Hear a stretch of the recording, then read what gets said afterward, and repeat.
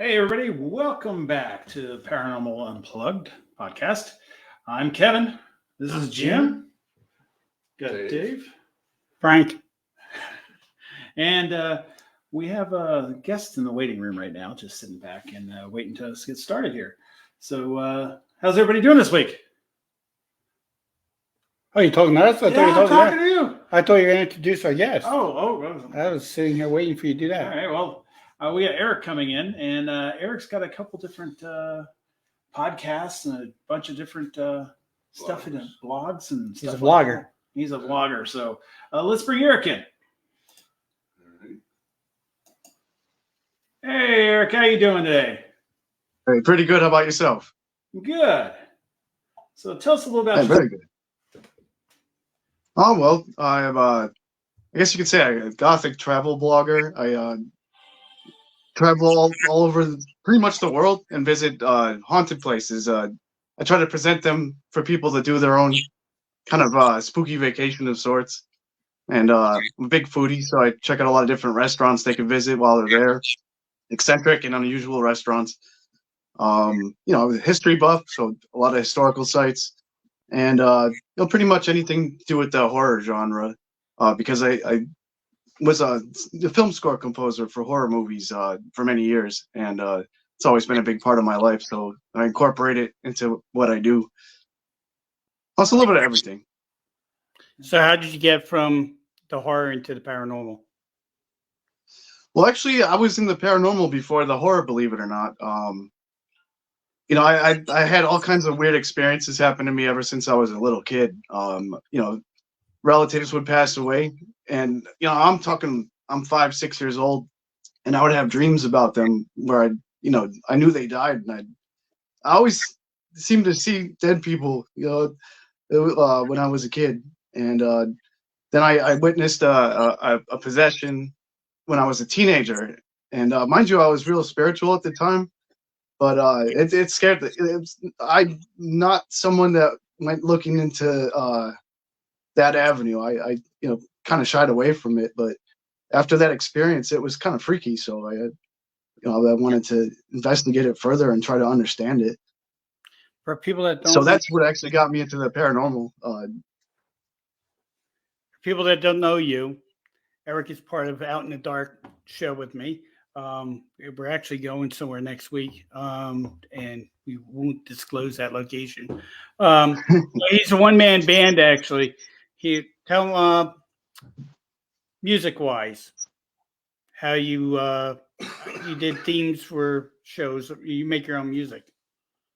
Yeah, all the videos that I post, I custom make the soundtrack for it, and I started off as a drummer back in my teen years, but you're always kind of at the mercy of the band you're playing with, and I wanted to write myself, so I ended up buying a keyboard, saving up my money.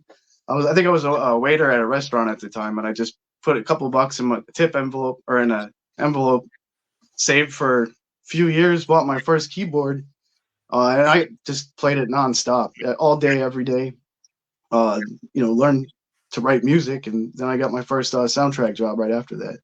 Now you do stuff that's unique too. You also go out and do paranormal investigations on your own. Yeah. Well, I wouldn't necessarily. Sort of investigations. I go to places that have a history of paranormal activity, and I kind of explore around and tell people about the history, kind of show people what the place looks like, and and I don't fully do a formal investigation, but I kind of feel it out and just see what my experience is like.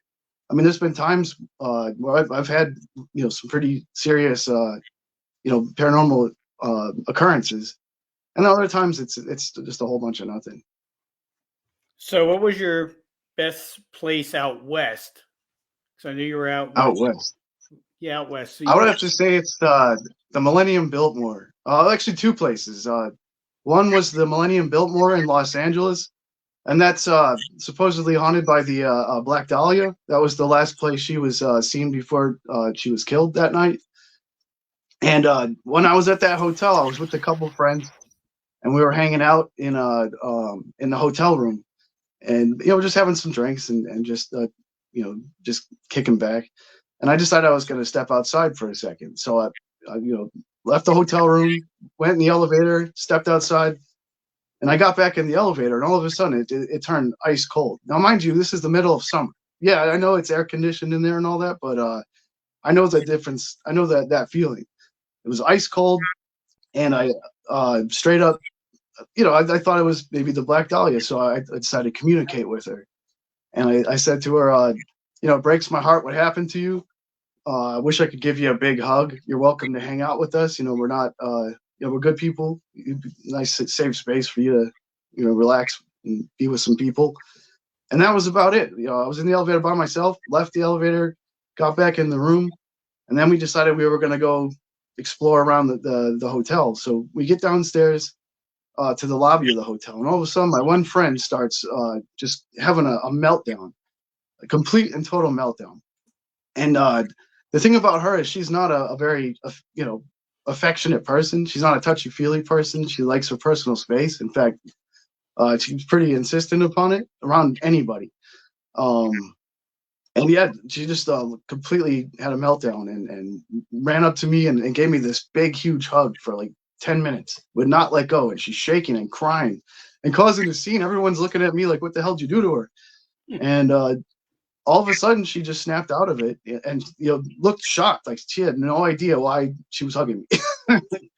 And it was at that moment that I knew that I was hugging the Black Dahlia.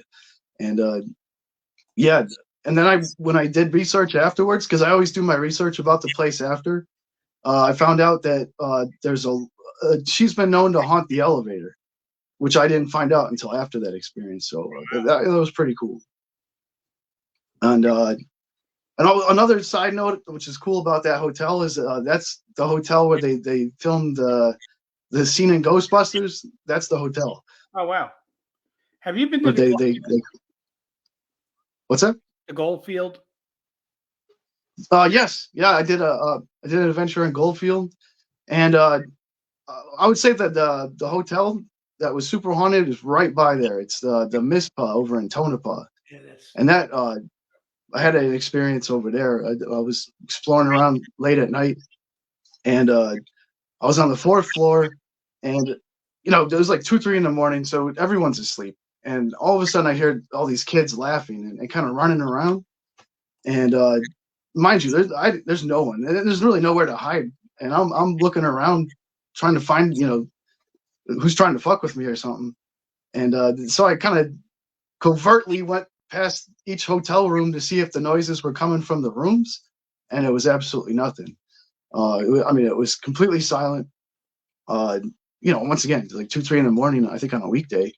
And I find out later, once again, after doing my research, that the 4th floor is haunted by children. So that was another experience that seemed pretty legitimate. And that's right by Goldfield, probably about maybe 15-minute drive. Yeah.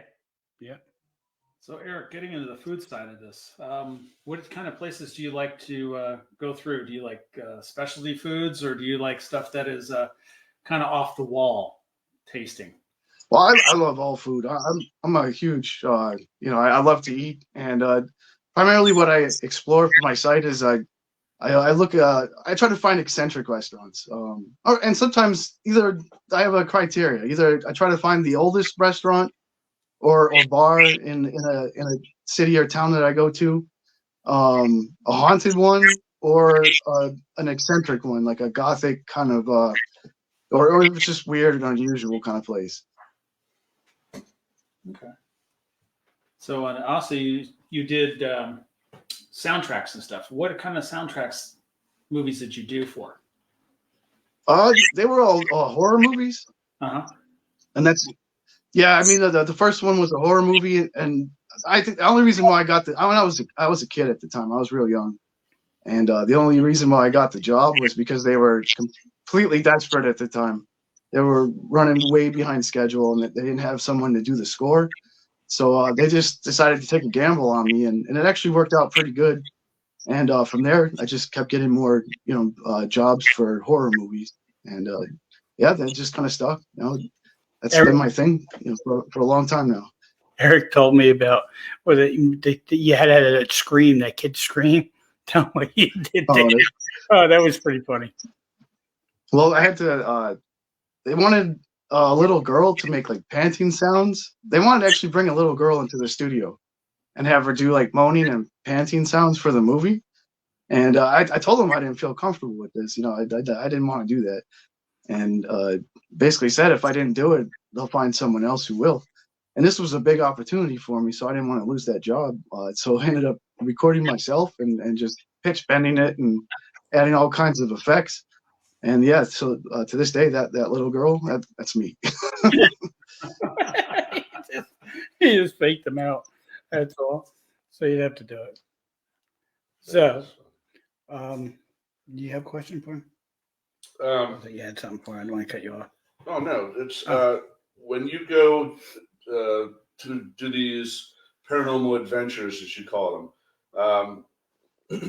What do you just kind of pick a place on a whim, or do you plan it around something else, like maybe a convention or a horror con or something like that that's in the area, or is it just completely random that you decide to pick?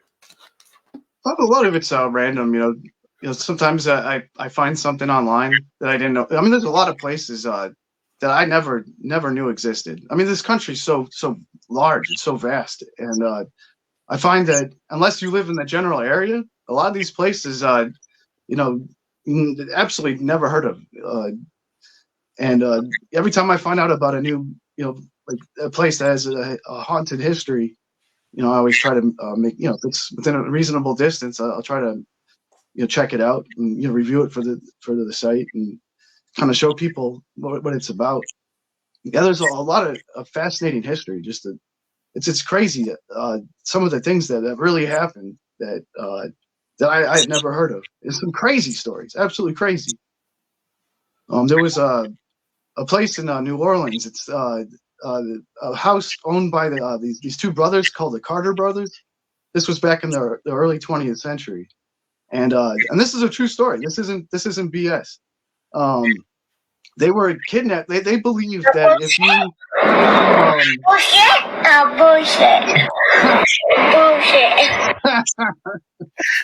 no, none of that.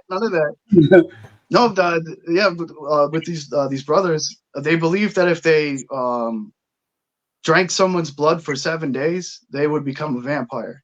So they were kidnapping people and tying them to chairs and slicing their arms and drinking their blood for trying to make it 7 days. And obviously they end up killing them afterwards. Oh, and shit. They were doing this for a while. Yeah, it was crazy. They had so the body count is mounting, and the one day they went to work, and the girl they had kidnapped that was tied to a chair, she broke loose from her ties, and she runs out of the house screaming bloody murder, covered in blood, and informed the authorities of what was going on. So they raided the house, and I guess it took 10 cops to apprehend the two brothers because they seem to have superhuman strength. And so they found all kinds of bodies in the house, and of course the brothers were tried and sentenced to death, and they were executed. And this is where the story gets even weirder. So first of all, after they were executed, they put them in the family crypt in New Orleans, and when another relative died, they went to put that body in the same crypt, and their bodies were missing. But that's not the weird part. I mean, it's weird, but the weird part is that one of the surviving victims that they had tied up in their house ended up going off and doing the same thing with an even larger body count. I think it was some 30-something people that person ended up killing. And they ended up doing the same thing. They started going after people and drinking their blood. Crazy story. And this really happened. That's New Orleans, right? But it's stuff like that. That's what I mean. You go to any town, any city, there's all kinds of crazy stuff. And that's what I try to do. What's your Try to favorite? shed some light on a lot of this. What's your favorite part of the country you like going to the most? Hmm. I mean, you've been all over, so we've talked about this, but what's your favorite spot? Oh, that's a tough call. I don't know. I like them all. You know, I kind of you know, every place is unique and has something different to offer, and yeah, I mean, I guess it's, you know, wherever I might lay my head is home. You know, you know, for the duration of the trip, I guess. What got you to come here for the first time? Like, did you see an event on Facebook or word of mouth? Actually, yeah, it was kind of I randomly chose Pennsylvania. I'd only been once. I'd been to Gettysburg once when I was a kid, and I always, you know, I'm a huge history buff, and I thought it would be awesome to live somewhere near Gettysburg. Number one, for the history, and number two, because it has kind of become the paranormal mecca of the Western Hemisphere.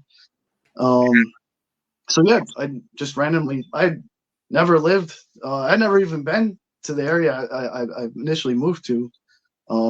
But yeah, just the fact that Gettysburg's so close by, and you have, I mean, it's a 2-hour drive to New York City, to Baltimore, to, you know, all these great places within a reasonable trek.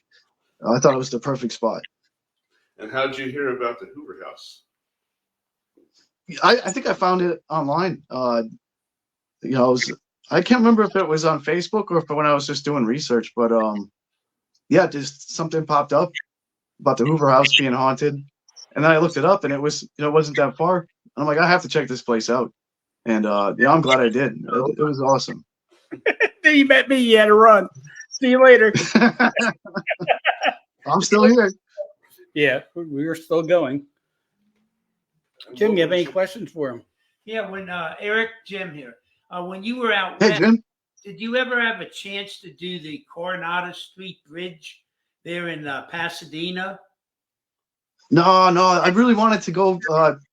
You know, Northern California. There was a whole bunch of places out that way that I really wanted to see. I definitely want to plan another trip out that way. And yeah, there's a haunted hotel in San Francisco. And you have the Winchester in the San Jose area, and a whole bunch of other places. But no, I haven't been to that yet. Yeah, they have. We had done it a couple times. My son used to live out there in L.A., so we got out there. Nice. It's funny because we'd be on the bridge, and I'd be set up with some equipment, and we're just talking, and we're running into energies of persons who had committed suicide on the bridge. And I interesting, believe it. the police drive. I mean, they make a round every 5 minutes. They're coming over the bridge because they're so afraid someone's going to jump off. And so we would have a crowd. Everybody's listening on a Phasma box to the energy speaking to us. And the police are stopping to make sure that it's a safe scene. That was a little unusual. You probably have to contact them next time before you do that. Yeah. Give them a heads up. It's probably all the people, the cost of living out there. Kevin knows what I'm talking about. Yeah. There's a lot of fun places to go see, especially down in San Diego area. I mean, you got the Whaley House and stuff Yeah, like that. That's actually, Oh yeah. the Whaley House is pretty neat. There's also a place in San Francisco that we went to. It's called the Queen Anne. It's like That's the place I was thinking of in San Francisco. Yep, it's definitely haunted. It was an old, I guess, boarding school, and it said that Nice. the mistress of the boarding school, the head teacher, she haunts the upper floors. It was very, I really want to check that out. very interesting place. It's Yeah, really, it looks beautiful. Like I remember checking out the site and just seeing pictures of it. It looks like an awesome place. Like an old Victorian style house. exactly, that's what it is. It's set up like that. And when I was there, I asked them about a couple of questions about things, and of course, they're like, "Oh, we can't say anything about anything. We don't know anything." It's always interesting when you go to those places like that. They don't know anything, but yet when you walk away, all of a sudden it's like, "Oh yeah, I know something. I'll talk to you." You know? It's always the old doorman who's been there for like 60 years. Yeah. He's about to retire in a week. Give a shit. And So Eric, being solo and out there, what's the most place that's freaked you out being alone? besides, Hmm. with Steve walking behind you. Without me, without Coco popping out somewhere.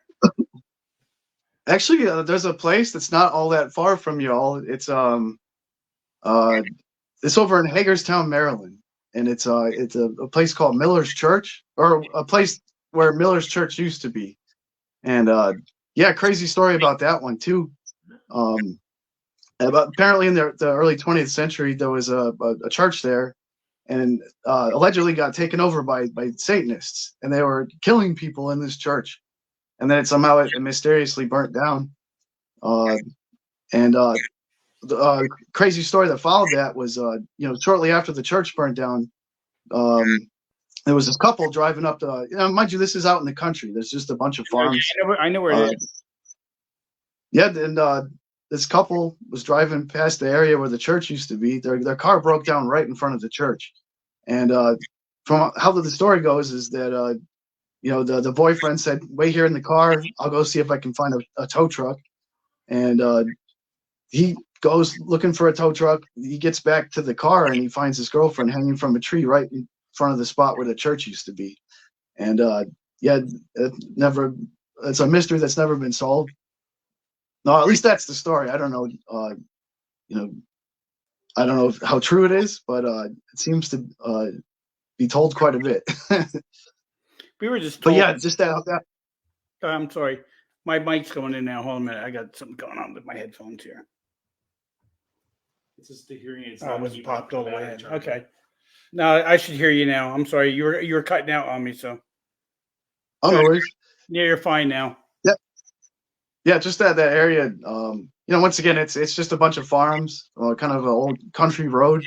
And the weird part is that if you go on a lot of, if you look up Miller's Church, you'll see a lot of paranormal investigation, or not a lot, but there are some paranormal investigators that do videos from the supposed spot where Miller's Church was, but they all have it wrong. That's not the spot where Miller's Church used to be. I found out after doing a lot of research that that's an even older church, and it even has weird circumstances with that too. It was built in the 1700s.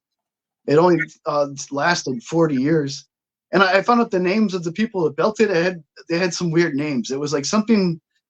It had like a satanic connotation to it. I thought it was fascinating, and yeah, for whatever reason, this big elaborate stone church was broken down, stone by stone, completely dismantled and moved to another town.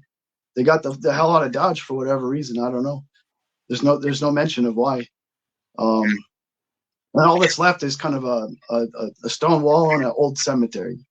But yeah, just that whole area, you could just feel it. It feels funky, and a lot of crazy stuff supposedly went down there. So that was a place that, I don't typically get scared at any of these places, but that was one place that I was not overly enthusiastic about staying for very long. So yeah, I guess that would be the one. Hey, guess where we're going to film next? Thought you were going to say. No, we're not gonna. But you just mentioned a good place we're going to go to. I'd be down for that. Okay, we'll do it. I'm gonna have to go there too if it's that close. I've never. Oh, I know where. I know where the wrong place is. I know he knows where the right place is because I was showing the wrong place. Actually, I'm sure because no one's told me that. Hey, you're in the wrong place. So. Well, that's everybody because Show me. even when they even have GPS coordinates listed for it, and then that actually takes you to the wrong place. Yes. They have it confused with the spot of. So he does his research. I do my homework. I'm a good student. So now, with all these shows coming out, all right, you see it all over, all these paranormal shows coming out, people doing blogs and all that. What do you see that's wrong with some of these? What are they doing wrong? Because I know you're an editor, and you've been doing this for a long time. How many years? Yeah, 20 years. 20 years. Everything's 20 years. I don't know. Now, we'll go to 20 years. I like that. Great answer. Yeah, I'll run with that. I don't know, dog. Bullshit. Pretty much. Let's see. Doing wrong. I think with a lot of these shows, just the embellishing. Once again, any of the bigger shows, they solely rely on any activity they get. Otherwise, it would be heinously boring to just watch them walk around. So they're pressured to get something, anything, and we all know, all seasoned paranormal investigators know that you don't always get something dramatic. Right. Sometimes it's very uneventful. But when you're running a show like that relies solely on whatever activity you get, there is a lot of pressure. And I've seen it too, and I think that's kind of what's kind of doing in the paranormal field. Because now, especially with AI and, all sorts of, as an editor, I know with video effects and all that kind of stuff, and you see it. I've seen commercials for paranormal shows where they show a clip of something, and you could tell it's complete. It's BS. Go ahead, hit the button, Steve. Hit the button. All right. Oh shit. Exactly. You can clearly tell, and just by reading the comments, everyone is thinking the same thing. No one buys it anymore. So yeah, that's why I think it's, as an investigator, I think it's important. I'll tell people the activity that I'm aware of. I'll tell people any experience that I may have had, but primarily what I try to do is to, give them information about this place so they can check it out for themselves. Right. That way you'll see for yourself. Maybe you'll get something, maybe you won't, but don't just take my word for it.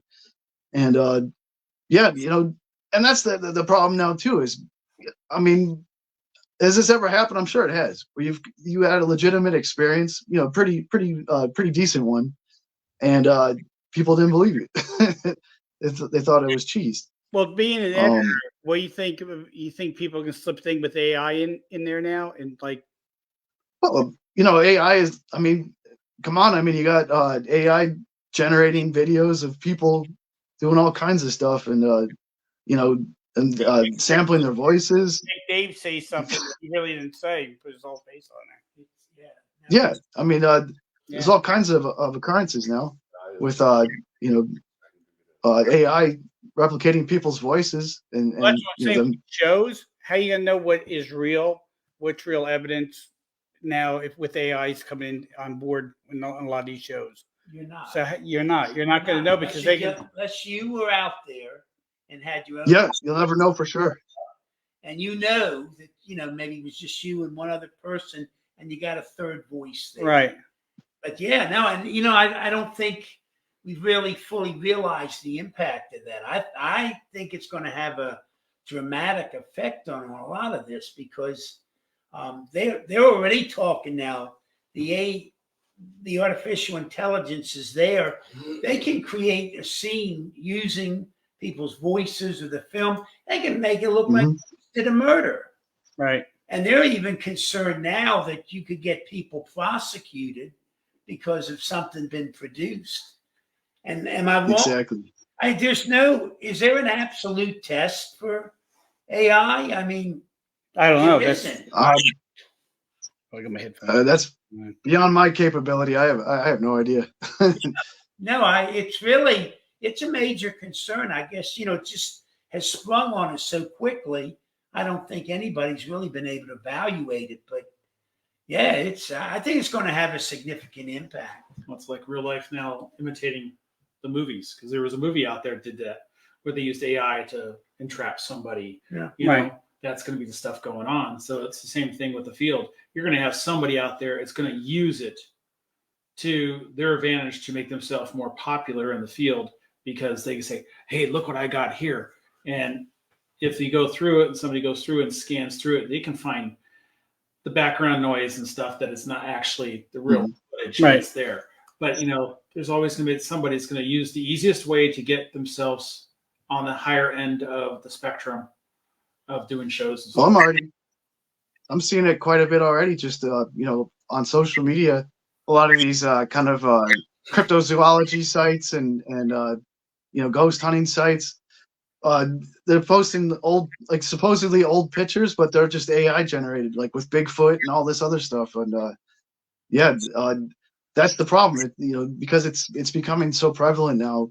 No one. It's kind of the boy that cried wolf. You could put something legitimate out there, no one's going to believe it. They're going to think you're just fabricating it. So yeah, that's a big thing is how to differentiate and how to present something legitimately, where people can actually entertain the idea that there might be some truth to it. And Eric, in our show, we don't fabricate nothing. Even people falling No, out, we don't have to. falling out of chairs and stuff. It's not fabricated. Yeah, there was no stuntman involved on that one. That was the real deal.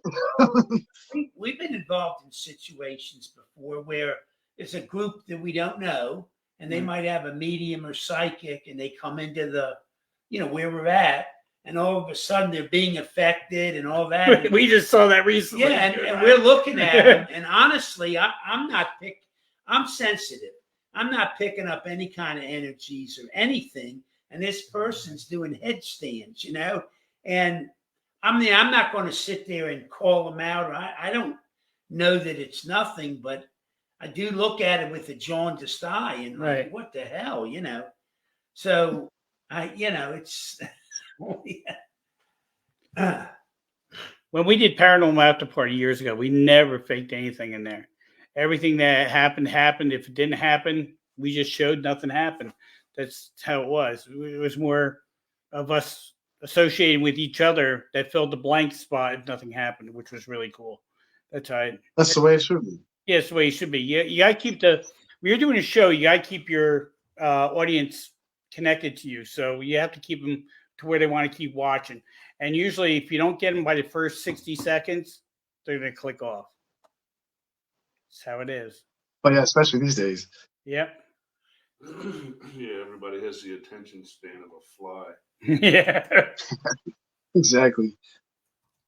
Hold on, Dave's typing. Were you answering someone here? I thought there was a question. Does anyone in the audience have a question?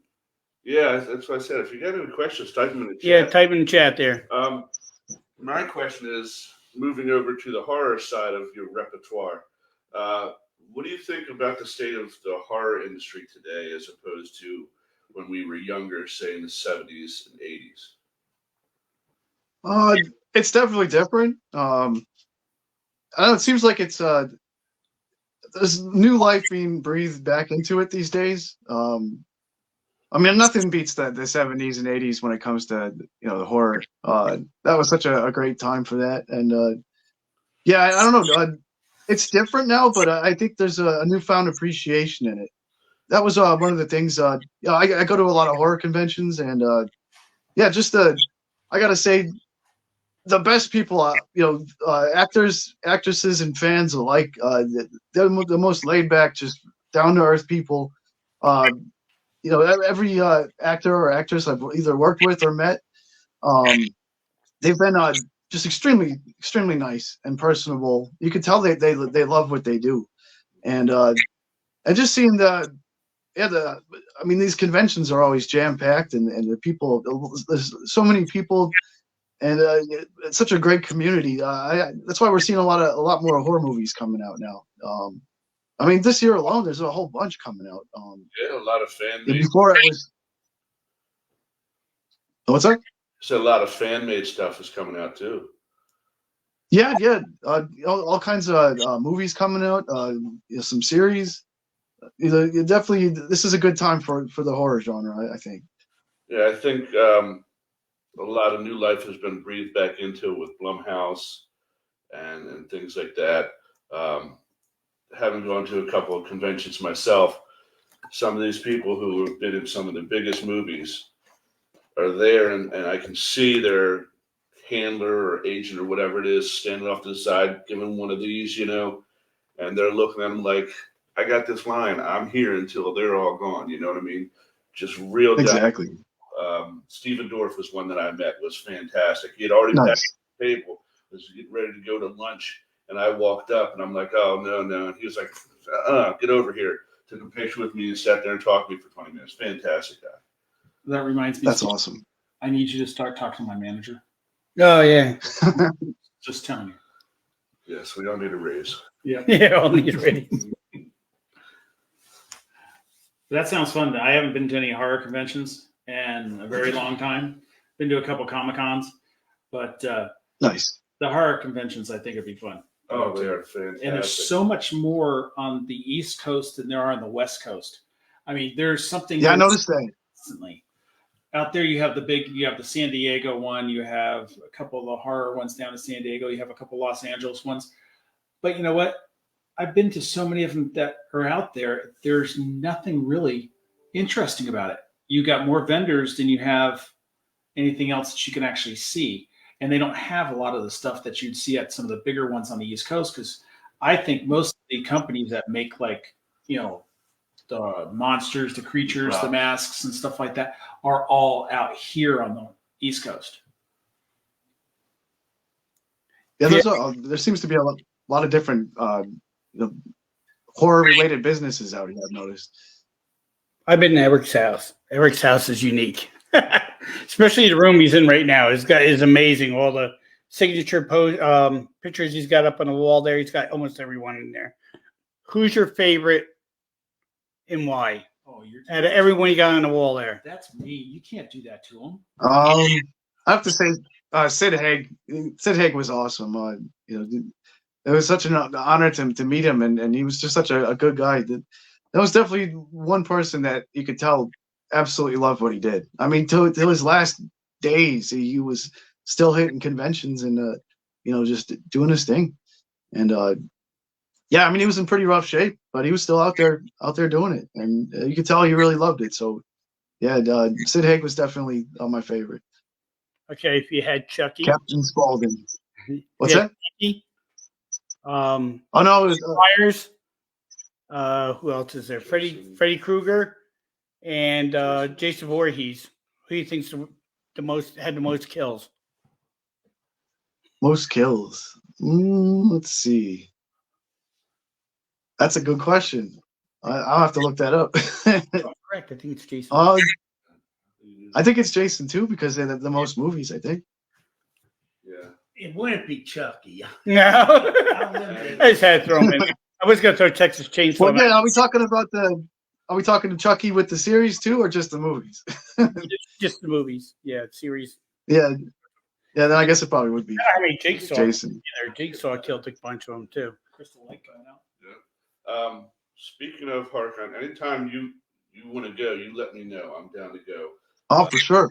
The last time we went to Actually, we went to one in Gettysburg, and we got to meet the guy who played Nubbins in the original Texas Chainsaw Massacre.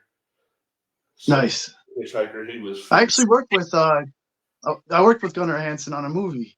Oh wow! He was a real cool guy too. Yeah, that was a trip. I was definitely I got a little starstruck. You were saying? Oh, I was saying the same thing. If you need to go, I'll go with you guys too. Right? Absolutely. No, did you ever work with Eric Roberts? No, No, I worked with him on Camp Dread.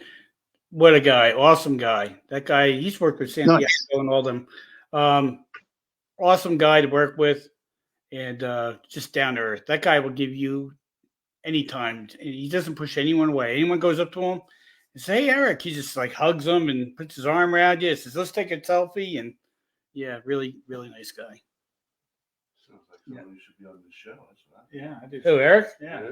I used to have his number. I don't know if it's on my phone anymore.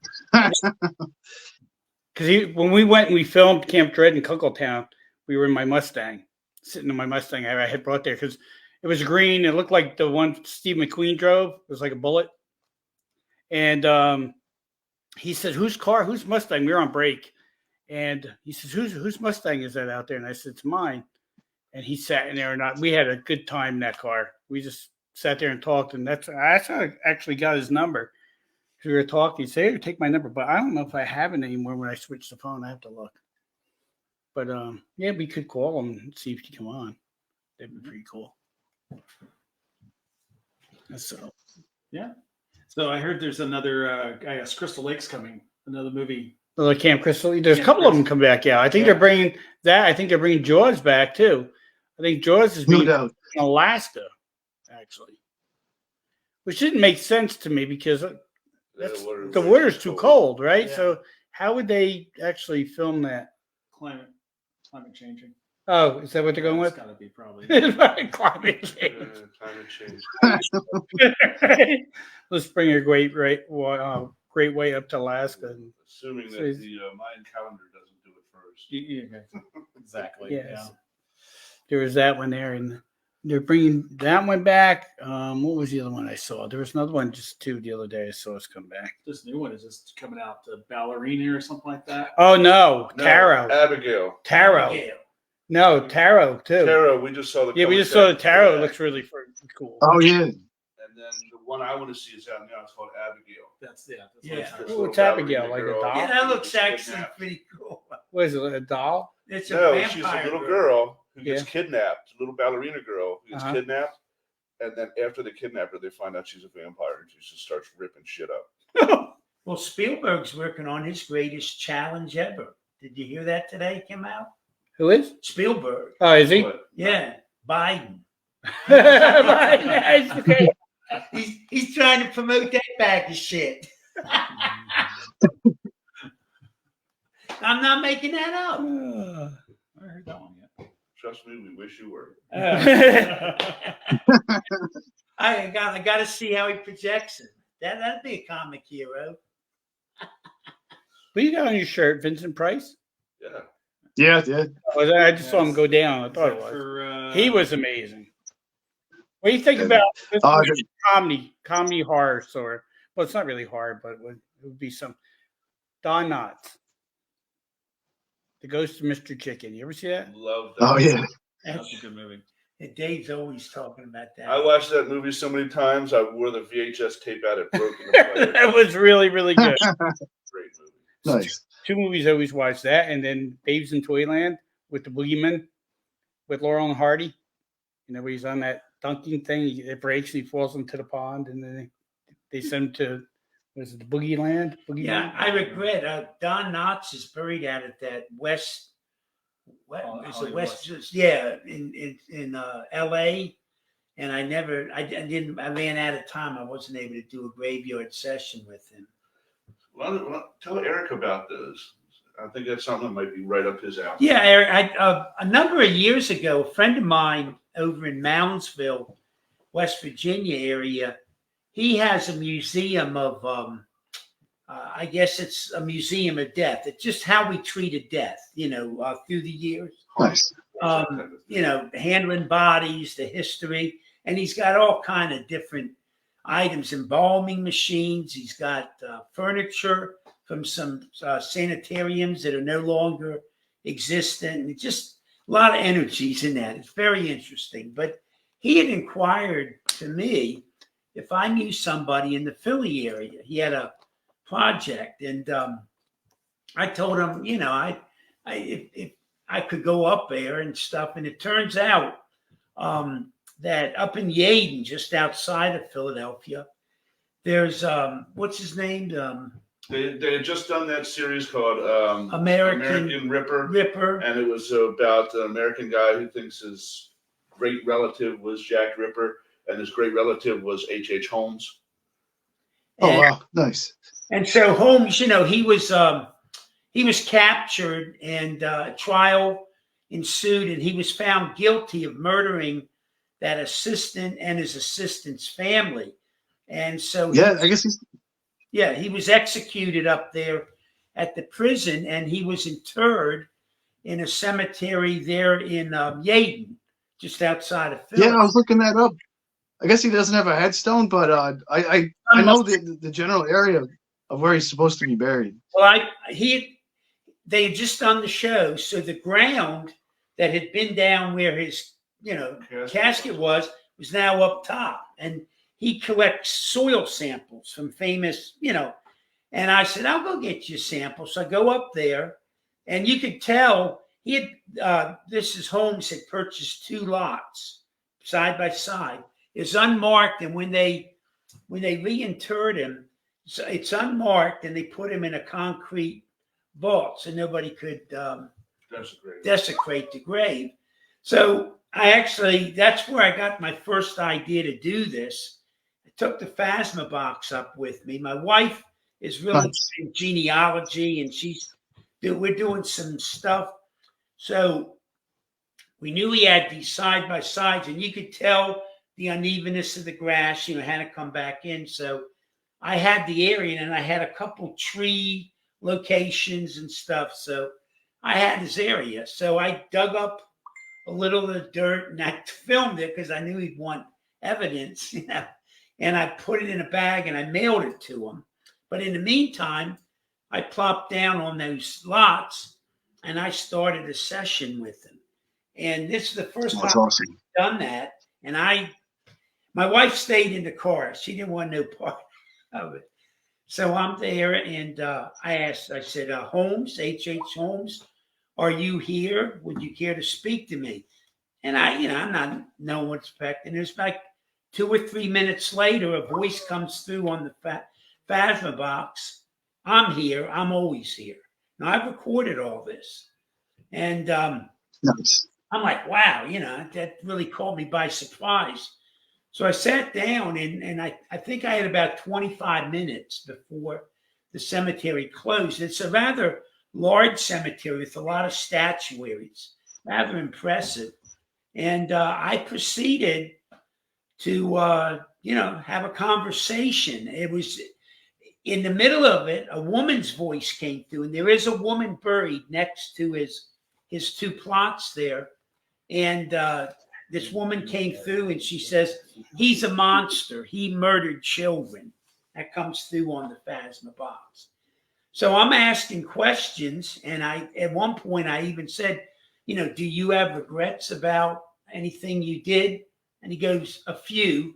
But for the whole conversation, it's very unrepentant, very, you just Matter of fact. yeah, it was very bizarre. And you catch yourself, what do you do asking someone a question who's, killed children? And it was really interesting. I later contacted Mr. Mudgett, his great nephew, I think it was. And I said, I don't know where you feel about any of this, but I said, I went up there to try to find your ancestor, and I had about a 40-minute interview with him, and it was pretty interesting. And I said, if you ever want to get together, I'd be glad to play the tapes for you, and we can discuss it. I actually think it's better than the damn show.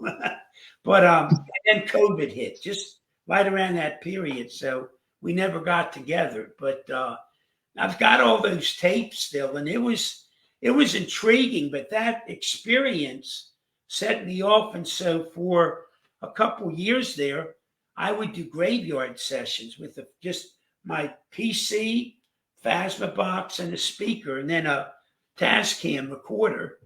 And like I said, sometimes you got nothing, and sometimes you got an amazing 10, 15-minute session.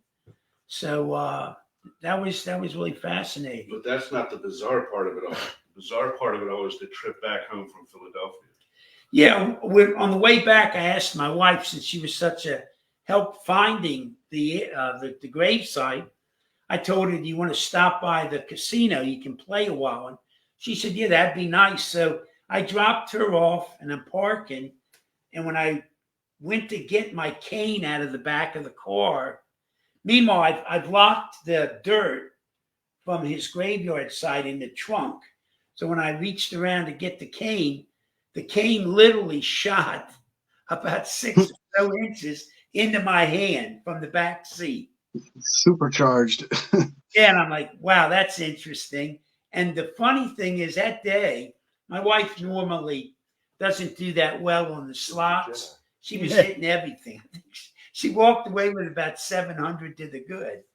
But Nice. that was interesting. It was definitely different. You got any of that dirt left? It was in the mailbox the next morning to my friend at Moundsville. I didn't want I didn't want it that lingering around. I don't even remember what the name. And I did ask him at the end if he minded if I'd come up again and communicate with him. And he was like pondered a while and said, that'd be okay. Yeah, nice. I don't remember what the name of Steve's museum is called. I think the name's changed. It's actually changing the address. Archives too. of the Afterlife. Yeah, Archive of the Afterlife. He actually even has some skull caps from execution, where they executed prisoners. Put on you at the when you sat in Oak Spark. Yeah, he's got some He's that. got one that was used during an actual execution. And one of the shows went up there and filmed at night up in his museum, and got just some wild stuff. They really did get a whole lot. You can feel it when you walk in. It's the energy sort of off the rails. But that's why I sort of got into that.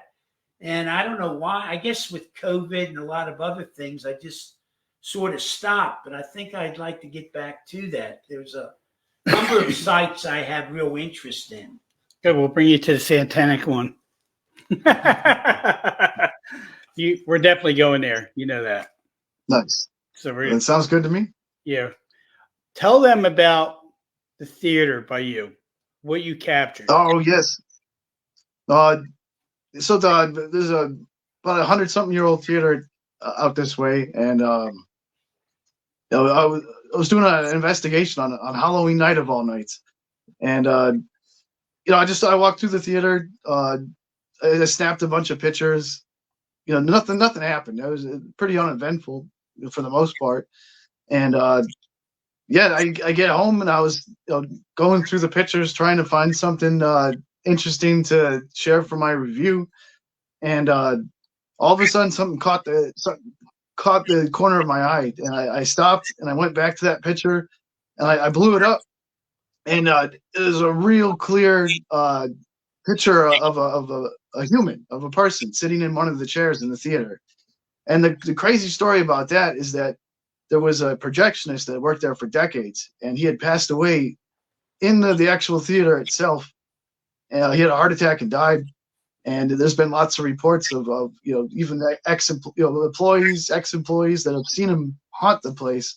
And sure enough, that capture that I got is the very seat that he passed away in. I found that out after I showed the director. That's the seat that he died in, and that's the ghost picture that I captured. It was pretty crazy. It was definitely you can clearly tell it's a person sitting in that chair. When I took the picture, there was no one there. We just had the Chamber of Commerce come here the other day, talk to Pam about joining and being part of the commerce. And they were telling us that someone died at the toll house, which we never knew. No doubt. Oh, Now we're in search believe it. to find out who passed away there. I think they got hit by something on the road when it was a toll. no doubt. Yeah, and they were killed. So we're trying to find out who that was. I haven't found, doing research right now, I haven't found nothing. I'm sure it's probably something in the Archives of Historical Society. Yeah, there's got to be an obituary or something. Yeah, there's going to be something like that over there. So I'm going to start searching to there, see if I can find who's there, because we have a lot of things happen in the store. Footsteps up and down the stairs, it's just weird things. Sometimes I go and I know I shut the DVR off on the TV. I mean, it's still recording, but someone breaks in, they don't know to be recorded. But I go in and that's on. Like, I didn't turn it back on unless Kevin turned it on. I know Kevin didn't turn it on. No. But You sure that's where you want to keep the printers? At least they're being watched when we're not. Yeah, right. Yeah, they're on a constant watch, so that's good. The cabin, the town is got a grant for it, and they're going to take the Burns cabin and they're going to restore it, actually put original roof back on it instead of metal roof, do the windows and all that. So Nice. hopefully we'll be getting into that. And we're also working on something else in town, which we just talked to the manager of the town and see if we can get into a certain spot. So if we can get into that spot, we're going to be adding a big thing onto the store soon. So you're going to like it. It's places that you like going. Nice. Look forward to checking that out. And Eric has a killer drone that attacks people. That was your drone, man. What the weird thing was when we went and filmed up in Burns, we were just playing up there. You were there that day when we were filming the layout for the show. I took my drone up. Well, you took your drone up there too, in Burns Cemetery. Yeah. But mine wouldn't fly, huh? It was taking over on its own. Everything. Oh, I was attacking you. Yeah, it was flying at me and everything else. I actually had to step my foot down on it to hold it to get it to shut off. Nothing would work. It was really weird. I wish I could have filmed that. I looked like Steve was being attacked by a swarm of bees. He was being Right at me. beat up by a drone. And then we brought it here in the parking lot, and it worked fine. Well, that's what I noticed when I took mine up there too. I was doing some shots flying through the gravestones and stuff, and I noticed it got to a certain part. All of a sudden, it starts doing weird stuff. I'm saying, okay, well, maybe because it's close to the helipad, maybe that's causing it. Oh no, this But was in the that's- middle of the cemetery when I was being attacked. But I mean, it just started doing whatever it wanted to do. So I was like, that's it. I'm landing it. I'm done. Yeah. I don't want to crash it. Well, that's what he was saying to me. Don't crash it, whatever you do. I was there, put my foot down on it, and things attacking me, just whacking my leg with the props. I'm like, ah! It finally shut off. Let's be honest. That's not the first thing that's attacked you in a second. Yeah, I know, right? I'm telling you, we've had filming. We've had some fun between attack drones, being in caves, and then running into some clown. Clown is dangerous. Yeah, whatever happened to that guy, anyways? Get around, he'll be back. Well, That's good. That's good. He just pops up randomly. we are up on our commercial break. Okay. So we'll go ahead and run those commercials for our sponsors. And then after that, we'll be back on with Eric of Sanguine Macabre. Okay. What's the name of that famous?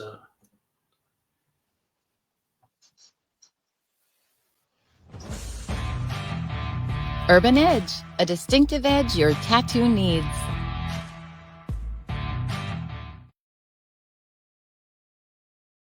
Tascam is considered one of the professionals in audio recording equipment worldwide and committed to providing a reliable product, including audio recorders. Tascam, create like a pro.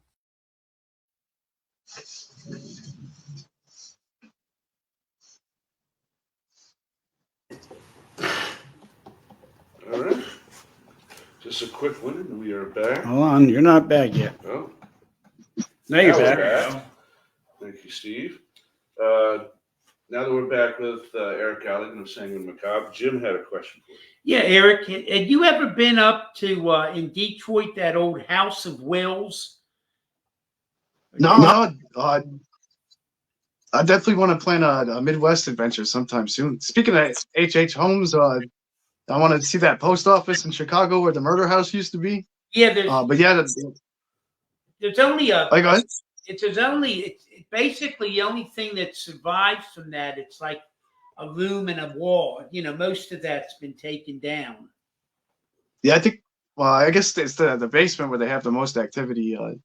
Unfortunately, I don't think I'd be able to get access to that. But Yeah. yeah, it's still to see the area. Oh, man. Interesting. I mean, yeah, that was amazing. The construction of that, and he had for anybody who's not familiar, Holmes is often regarded as, I guess, America's first serial killer. Yeah. And he was a physician, an MD, had a license from the University of Illinois, graduated med school. So, you know, he did some meticulous cutting and all, and that's where I guess his great nephew came up with the concept that he might be Jack the Ripper. Now, he had found, his nephew had found some evidence that he traveled to England just around the time on that time. it started materializing and left England just around the time they ended. But now, glad that came up. I asked him on those graveyard sessions if he was Jack the Ripper, total silence. And then I asked him if he knew of Jack the Ripper, and again, total silence. So that's unfortunately one thing in that interview. I got Bupkis on. He just nothing. He wouldn't make any comment. Leave it a mystery. Some things we just weren't meant to know. Yeah. Being in the horror genre, have you decided ever to do your own horror film? Oh yeah, I'm especially having been in the horror genre for a long time and the paranormal field. I always wanted to combine the two. Stuff that's happened. Some of my experiences, and combine it. With my love of horror movies. I definitely would love to do a horror movie sometime. I remember one of the first bigger films that I ever did the soundtrack for. They let me go on set and watch some of the filming, and I just fell in love with the whole process. It was awesome to see, all the behind the scenes stuff. In fact, the effects crew for that movie is the effects crew that did the X-Files, and I got to do a tour of their little workshop, and there was all these prosthetic limbs and body parts and blood, pumps, and it was awesome. And like I said, after all the crazy real life experiences I've had with the paranormal, I want to, because like I said, I don't get scared when I go. I've been to some extremely haunted places, some very messed up places, and I never get scared at these places. And I really would like to come out with a horror movie that would actually scare me. And if I could do that, I know I could scare we could curse on here, right? Yeah, you can curse on here. You go ahead. Yeah, I'd love to scare the shit out of you.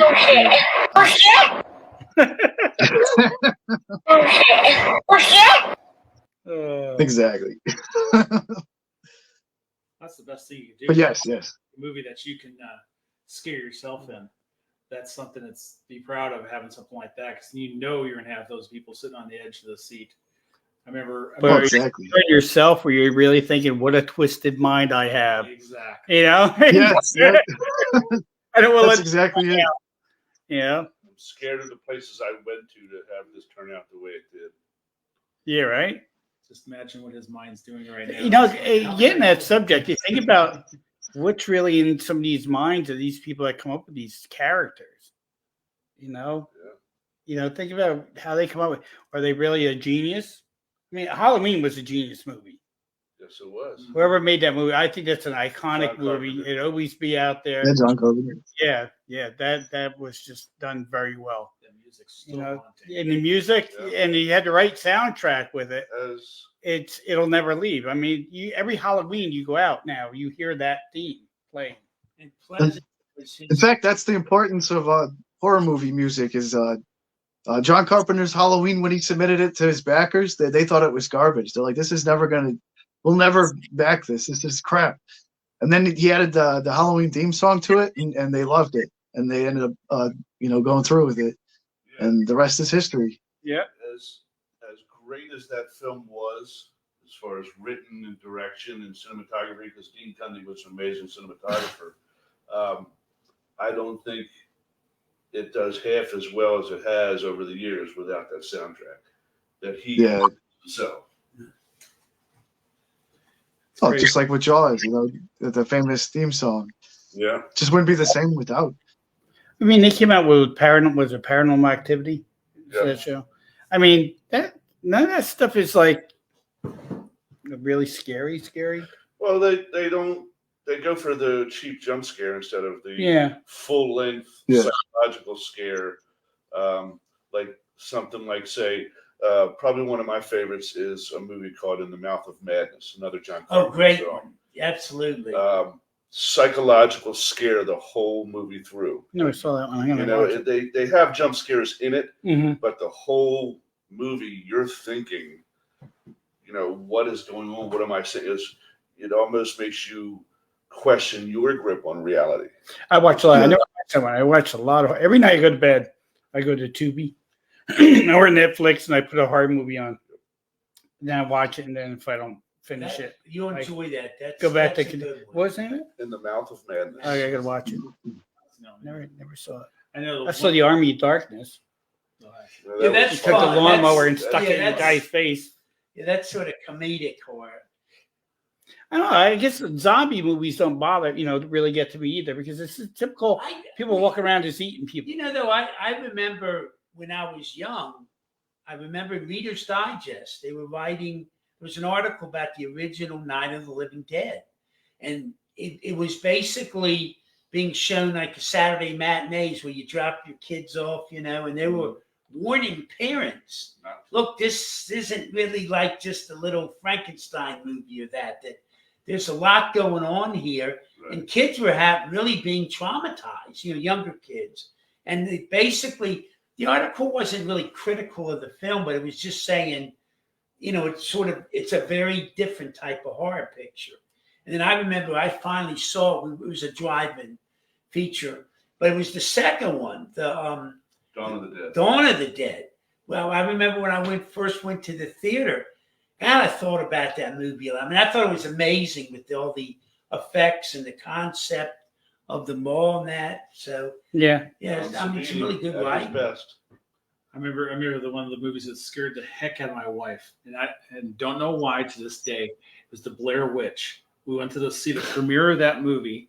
We're all seeing it in the theater. The theater was packed, and everybody's screaming and jumping and screaming. I mean, and then we get home, and if anybody's seen the Blair Witch, Yeah. Well, that's another film people didn't think would work, yeah, Yes. and it made the most money exactly. for a B movie. Am I correct, Eric?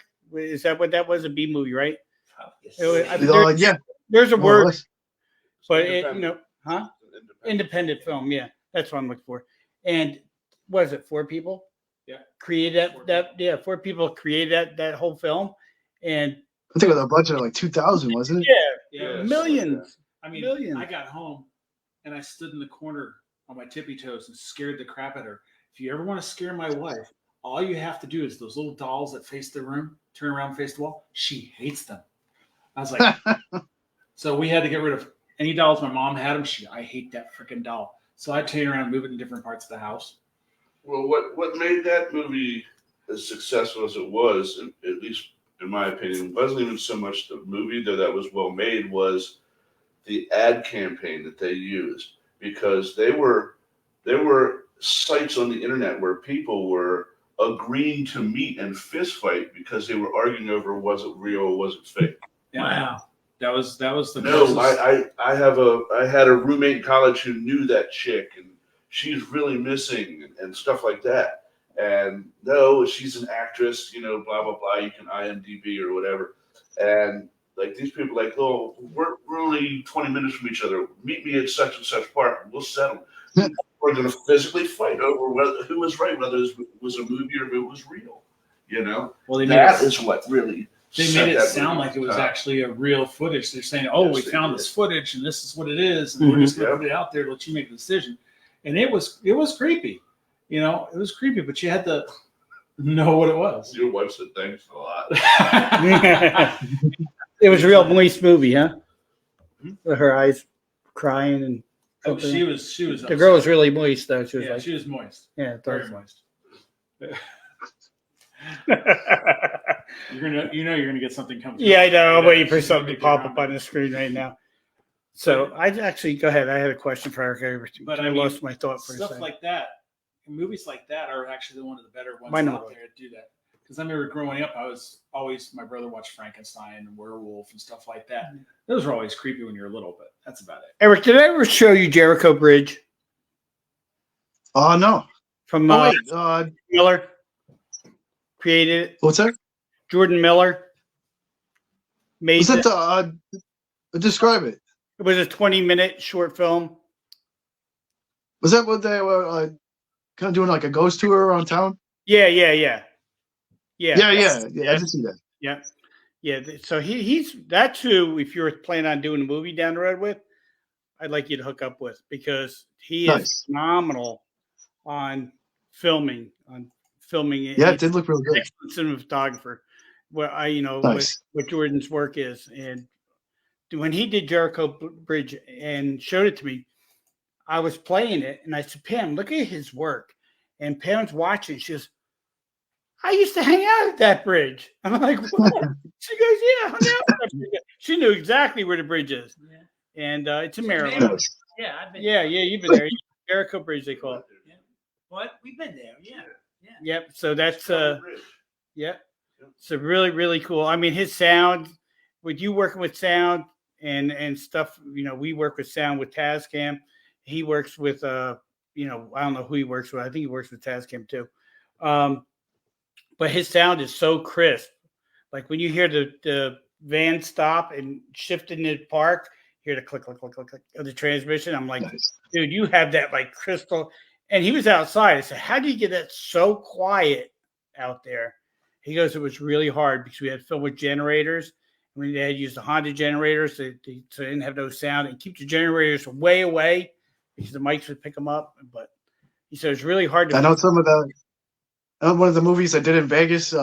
They were filming in the middle of summer, 120-degree weather, and they had to turn the AC off for the shots. It was a cool effect with everyone sweating their asses off. But yeah, that was pretty nasty. Yeah, I'm telling you. But yeah, I definitely hook you up with him and sit down. Maybe I'll have him Nice. over one day when you're here and sit down and talk to him. We were working on Waynesboro Witch. We were doing at one time. He's still writing the script for that, but he's been so busy because he's yanked here, yanked there, yanked there. I know he was out, I think in Arizona or Wyoming, somewhere out there. He was filming a country and western out there for someone. And I got to actually get back in touch with him and see where he's at with it. And so, but we had some great locations you've been in with me that we were going to use for that show. Oh, that would have been a great. Yeah, I know, right? That's the perfect spot for any kind of horror movie. Yeah. Well, you figure some of the parts out here, some of the towns are super creepy. If you especially go to West Virginia, you go even creepier in some of the small towns. You know this place I'm talking about. How about I wanted to do a movie called Neanderthal? I thought that would, That would be, you know, to find a Neanderthal come out. Just think if that was natural today, and they actually found one still alive, you know, or unfrozen, that'd be so cool. you know, but Right. Speaking of independent stuff, when we premiered Gene's movie, 100 Acres of Hell, Another brilliant movie. fantastic. That was Gene Snitsky did a movie, 100 Acres of Hell, and that was well done, really well done. I mean, and at the end, Yeah, and that's the what twist got at me. the end, you never saw it coming. All the years that I've been watching horror movies, it was quickly getting to the point where I could tell you a half hour into the film what the twist at the end was going to be, and I didn't see this one coming. And it Neither did got me, I. and was They like, did. It was "Holy very well done." Shit. Gene should do another one. Actually, you should do another Well, one. he's got to do a sequel. Yeah, after I that would think he twist, would. You know what Yeah, I'm saying? but that was very well done. You know, I don't know what his budget was on it, but it was really, really, really good. That's the thing. Doing a horror film, you have to have a budget. So, You have to have most of the time. yeah, Yeah. unless you get a lot of actors. I mean, Jordan, I don't know. He's got a lot of friends that are actors, and he's been in that horror like you've been for a long time. So some of his actors, they filmed here twice, actually, at Hoover House. Nice. They filmed here already. Used some of the rooms and stuff like that. And just watching him film is just amazing how he does it. You know, it's like, and the actors are phenomenal. Like Jericho Bridge. You watch the guys doing the tour. It's like, where do you find this guy from? Because he's like perfect. It's like, I said, how many takes did you have to do with that? He goes, not many, really. You know, I walked down in Paranormal After Party, walking down the street just trying to say we're at the Fairfield Inn in Fairfield, Pennsylvania. That's like 30 takes because it was like a tongue twister. And not only that, Oh, you've seen me. every time I was walking up the sidewalk, one of the police officers were pulling cars over because in that town you can only go 25 miles an hour. Dave found that out. So when you go through that town and you do 27, you're getting pulled over. So they pull over right where we were filming every time. And here goes the siren, whoop, you know, and he pulled the guy over. We have to wait till he gave the ticket. Then he pull away. And then we start filming again. Whoop, another car pulled over. It was nuts. So We could include that in the movie. Yeah, it was. It was crazy. But a lot of those are the filming years. I haven't done that in a while. Now that we're back to it with you, it's been a while. Stepped away from it. But there's times you got to take a break. So you get tired. Well, sometimes you do. Yeah. I do. Well, that's because he's old. What I went through. That's what took me out too. Little heart issue took me out for a while. But Steve does have a heart. Yes, he does. it's still It working. beats normally. It's still ticking. Some days. But- Some days it just, it's there. So when you go do these blogs on food, do you go to do you try like just weird food? Do you go to any place that's like, I never had this kind of food. Let me go there and try it and see what it tastes like. That's more like just eccentric kind of gothy places. And like I said, I love visiting the oldest restaurant. A great example was it's a bar, but the Horse You Rode In On Saloon in Baltimore in Fells Point. That's the oldest. It's the 5th oldest bar in the country, and it's the oldest in Baltimore. And that was the last place Edgar Allan Poe drank at before he died. So to be able to sit at the same bar that Edgar Allan Poe sat at one point in time, that was amazing. Yeah, I mean, places like that, either something that's eccentric or something with a lot of history. I went to a restaurant in Philly, the oldest one there, and that it opened, I think, right before the Civil War or right during the Civil War. I can't remember, but I mean, just to think that that restaurant, I'm sitting at a table having something to eat, and this place has been through the Civil War, the sinking of the Titanic, World War I, World War II, the Great Depression, the Spanish flu, Prohibition, and all the stuff since then. It's an amazing experience. And yeah, I like to find haunted restaurants too. There's quite a few that I've explored. So yeah, there was one restaurant in particular, a restaurant in Los Angeles that, because I visit a lot of graveyards, I visit a lot of haunted places, and I visit a lot of restaurants. And there's a restaurant in Los Angeles called Yamashiro, and it's literally all 3 in one. One of the original owners is buried inside the restaurant itself. It is a notorious history of hauntings, because I guess it used to be a brothel in the early 20th century, and now it's a Japanese restaurant. And yeah, it was cool. It was cool to be able to visit a grave, a haunted place, and have a real good dinner at the same time. How did you come up with your name for your website? It's weird because it's obviously I focus on a lot of macabre stuff, a lot of dark stuff, haunted places, graveyards, horror, death. And when I was trying to think of, it's weird because I deal with a lot of dark subject matter, but the tone is pretty light actually, considering. And I use the word sanguine. I mean, it has different definitions. I mean, it can be associated with wine, it can be associated with blood, but there's a third context to the word sanguine, which means kind of a positive outlook on a negative situation, and that's why I put those two together. Basically, kind of finding a positive spin on death. Eric? Which there is actually, surrounding myself with death on a daily basis is a giant memento mori that really changed my life for the better. I mean, every day you're reminded of your own mortality, that the clock is ticking, that you don't have all the time in the world. And when you're reminded of that, especially my regular strolls through the cemetery, when you're constantly present, that you don't know how long you have. You do approach life differently. You prioritize differently. That's exactly what I posted on Facebook today. I posted my Nice. last post today. I turned around and said, "No way, everyone, stop what you're doing. Just Oh yeah, go out and enjoy life." Because I saw that. Yeah, it goes so quick. People don't realize it. You know, like when I passed away, it's like that's when you realize it. When your heart stops, and then someone brought you back. You go, look how fast life. You know, I was lucky. It was one that came back, but I could have been one of the other ones that didn't come back. So I was going to say that's not something you hear every day. yeah, well, When I passed away. and you know, I brought this up in our first podcast. You know, with people that fight in the field, it's not a competition. People quit making it a competition.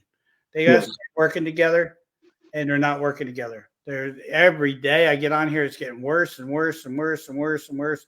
So I just stepped away. And once I see that keep doing it, I just took them off my wall because I don't want to see it. It keeps coming up on my wall, you know, and I'm like seeing it. It's not that I hate the person. I just don't want to see the drama. I'm just tired of it. Because when we started this back, heck, I don't want 20 years. Let's go 20 years. 20 years. All right. So we got 20 years back. You didn't have this kind of drama in the field. It wasn't a competition. It was more working together. How can we build equipment to communicate? I mean, there wasn't builders out there, but the ones that build, we'd give our ideas to.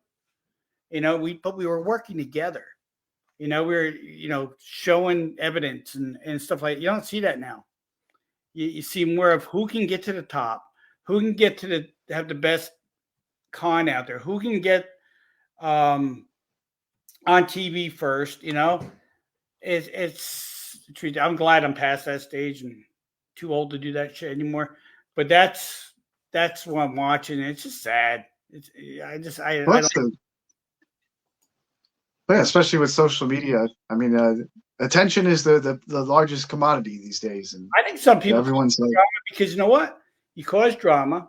People go to your wall and they want to see. There's people. It's just like you watch New Jersey Housewives. My wife watches that. I said, "Why you watch that? It's all drama. All it is these women screaming at each other constantly, blah blah blah." But you know what? Brings views. People like that. They like seeing that. They like seeing the drama. So if my name gets mentioned on a Facebook post, people are going to go to my wall. It gives me numbers, you know, and that's the thing. And that's what they do. And it's used for the wrong thing. Well, we've talked about this before. I mean, it's a quick way to get attention and to climb up the ladder a little bit, but it's not sustainable. I mean, you got to think long term. I mean, is this how you want to conduct your business for the rest of your life? By pissing people off and making enemies out of everybody and always – and that's the thing, you know, every fucked up thing you do, you got to have to do something even worse to top that. And it's just a downward spiral from there. So my advice for anybody doing any of this, like whether it's a blog, whether it's a ghost hunting, is just do what you like, you know, just do your thing, do it your way, do what you enjoy. I always look at it, like when I first started Sanguine Macabre, you know, I barely had, you know, anybody, and I couldn't even, there was times where I couldn't even pay friends to help me promote it. I realized that if I want to do this, it's all on me. I'm just gonna, and it's because I love doing it. You know, it was one of those things where the way I see it, it's like when I used to throw a party. The reason why I had lots of people show up at my parties is because I didn't give a shit if anyone showed up or not. I basically told everyone, I said, look, I have a ton of food and a ton of alcohol, and if you show up, help yourself, and if not, that's a ton of food and a ton of alcohol for me. Yeah, right. And yeah, you know, it was a win-win situation, and that's why I knew either way I was going to have a good day. Yeah. And you gotta have to treat it the same way when you're doing social media. You have to do it because you enjoy doing it, and you know, some days you're not going to get the attention, other days you will. But it's more consistency. You know, people can tell if you're just doing it to you know, I don't know, make a fast track. If you're looking for like a rags to riches story, it's not going to happen. You know, and people can tell if you're actually into what you're doing, if you're serious about it, and that's because you love doing it. And you know, it's the same thing. It's like whether anyone's watching or not, I would be doing the same thing. Right. You know, so yeah, I mean, all these people can take those approaches and do all these you know, kind of questionable things to get attention, but once again, is this what you want to do for the rest of your life? Is this how you want to live your life? And a lot we'll find out later that no, it's not. It's too much drama, too much headaches, and it's not fun anymore. And that's the whole point. It's for this to be enjoyable. Fields. They're taking away the fun. They're taking the aspect of what we first started to try doing and find answers, and it's became more of a glorified competition. It's what it's becoming, and it's sad. It's just sad how it's becoming. Well, you see it all across all the platforms. I mean, TikTok. I mean, these kids are out there doing their stuff to get their clout, and they're going to have to actually go through later down the line and figure out, did I do this right? Because now I have to do something more than meeting to ourselves to get a higher view count. Well, that's why I'm wondering what's going to happen if they do take TikTok away. What's going to have these bloggers that are out there that have million views and stuff like that, all these high numbers that they either bought or actually got. What happens to you? What happens to them? That's going to be something to see. That's what I'm going to see. That's going to be interesting. Yeah, it's going to be very interesting. I mean, TikTok. I mean, yeah. I mean, I have a TikTok for my gunsmithing that I do. I had stuff when I was going through school. And you have the haters that come through there, and they want to say stuff to say, "Oh, you're not doing this right, or you're not doing that right. How did you do this? How did you do that?"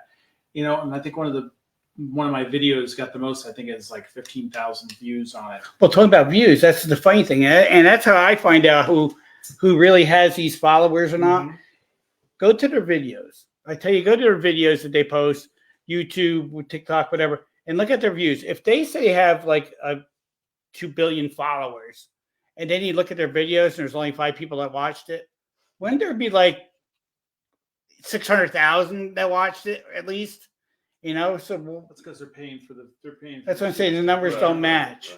Right. The numbers don't match. I mean, it's crazy because I've had videos go out there and I had one person see it, right. And I have 2,500 followers, and all of a sudden a week later, oh look, I got 3 viewers. I get at least 3 that watch mine.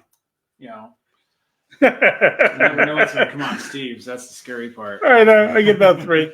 I used to get 5, but I think my numbers dropped. Popularity's dropped. I started getting older, gray hair. They said, "Oh, give me that. Push him off to the side. He's too old." He won't wear the push-up bra anymore. The girdle. Yeah, he wears the thong, but we don't want to see that. It's just that they're saying TikTok may go away. Well, you would probably know more about that. TikTok would be going away in 2025. Is that it? So they're thinking on? Well, in other words, it looks most probably that somebody will come in and buy the actual system. The Chinese are not going to sell their proprietary stuff. They're not going to sell that. So at some point, I think you're going to see TikTok still available. It just won't be what exists right now. Now, I don't know that would even really change as far as what the average person sees. It's more from the operator's point of view and what they're able to do. But it's just, I've heard estimates of like 9 billion. Somebody's not going to set fire to a $9 billion asset. Well, no, I think what the big thing is too with this whole. I was watching a documentary on it the other day, and they're talking about it. And Cisco Systems actually the one that's doing all the security stuff for it. Mm-hmm. So they have all that stuff here, and it's kept here in the United States. They're saying, well, how does can it be transferred over to China or whatever else? And he goes, anything can be transferred anywhere, but the stuff's been locked into a thing here. What I see is it's a controllable system that our government does not have control over. Yeah, they cannot control the media that's being come over it because they're saying at least 85 to 90% of the population is getting their news media from the TikTok algorithm. You can tell if it's like AI by the way the heads move and stuff like that, and some of the stuff. But some of the stuff they're coming across, news outlets are not doing it, and they did it to themselves. They put it out there. Right. The news outlets are the ones that cause people going to other venues to get their news media. I'm sure they're the real propagandists. Our news anybody, I don't care whichever side of the political equation you're on. If you believe what you're saying is not doctored or changed or stuff, you're blind. Yeah. So we talked about the AI in the paranormal. AI could actually help a good horror film, you think? Because of Yeah, special effects they could do. Absolutely. Yeah. So on one genre, it could hurt because you're looking for evidence, and actually that's what people are believing in. To a horror film, no one really believes a horror film unless it's a documentary on someone like, Bundy or something like that, that actually killed someone. Or Jack the Ripper or something like that we were talking about before. So how do you think AI would fit in a horror genre?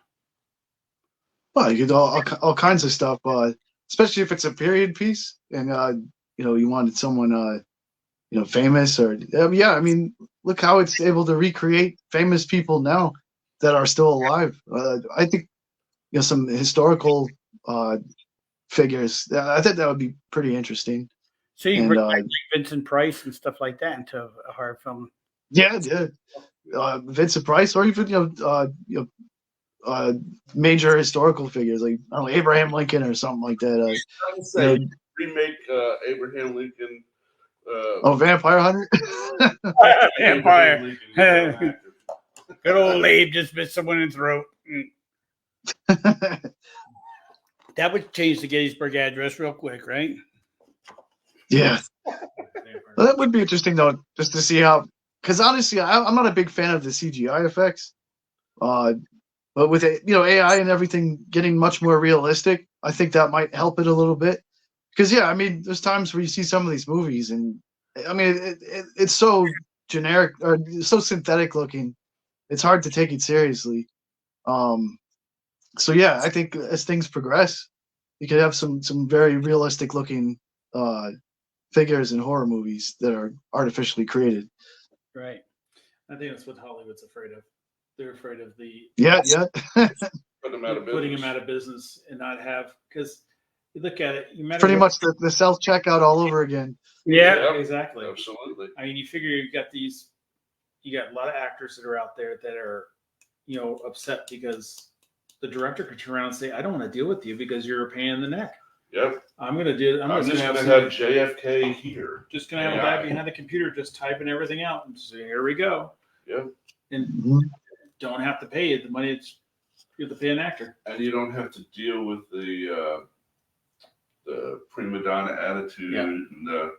and I only want green M&Ms in my trailer and all that horse shit. Yeah, I can't say I blame them.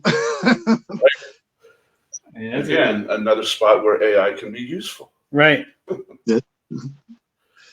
And So- take Eric, what you're good at is promoting yourself, actually, because when he does his investigations, he's all by himself. That's why when he was in the theater, and you actually caught that guy in the seat, you were pretty much the only one that was in there, besides someone that let you in, right? I don't think anyone else Well, let you in there, right? I was in the theater room by myself. Yeah. Yeah. So, in everything he films, even when we're filming our show, I have to tell him, wait, you gotta get yourself on camera, because he's used to just putting a tripod out, a phone or his camera. And he's got this real cool tripod too that he pulls out. I love that thing. And he just pops it up and he just films himself. He does. Not like that. Yeah. Yeah, these guys always thinking, It's Steve. We got to watch. On planet. But it's a neat device that he has there. And it wasn't Well, a lot of it came from just that it was always hard getting people to help out. Especially a lot of times I do trips on a whim. I'll find out about a place and just hop in the car and drive over. So I had to get in the habit of being able to do this myself. So I just stocked up on whatever, a bunch of different tripods and remote controls for the camera and all kinds of stuff, and it's definitely come in handy. That does, having the different parts to get your filming done is always the best thing to do, especially, backup batteries, and stuff like that to be able to get things going.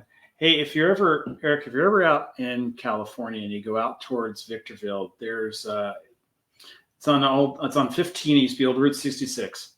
It's called Starter Wells. There's a hotel there that they had the old dinosaur out in front, paper mache dinosaur or whatever.